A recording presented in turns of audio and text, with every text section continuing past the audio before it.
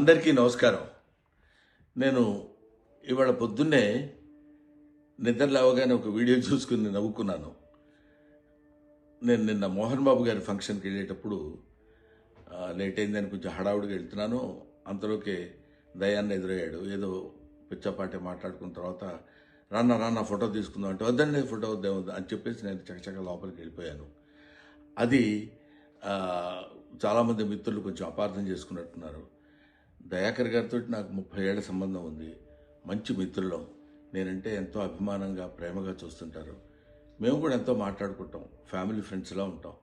అటువంటిది సరదాగా ఆయనతో నాకున్న చనువుతోటి నేను ఉండండి అని చెప్పేసి చేయిలా తోసి వెళ్ళిపోతే దాన్ని నేను ఆయన ఏదో కావాలని తోసినట్టు ఏదో ఒక రకమైనటువంటి మిస్అండర్స్టాండ్ తోటి మీడియా మిత్రులు అలాగే దాన్ని అపార్థం చేసుకున్నారు. అలాంటిది కాదు. ఆ తర్వాత కూడా ఫంక్షన్లో నేను ఆయన చాలాసేపు మాట్లాడుకున్నాం. అంతకుముందు మాట్లాడుకున్నాం. ఫంక్షన్ అయిపోయిన తర్వాత కూడా మేము మాట్లాడుకున్నాం. కానీ ఇది పొద్దునే చూడగానే ఆయన నేను చూసుకుని నవ్వుకున్నాం కూడా. ఇది చూడడానికి మిత్రమా ఇట్లాగా అనుకున్నారు అన్న ఇట్లాదే దీన్ని మిస్అండర్స్టాండ్ చేసుకున్నారని ఆయన అంటే నేను కూడా ఎంతో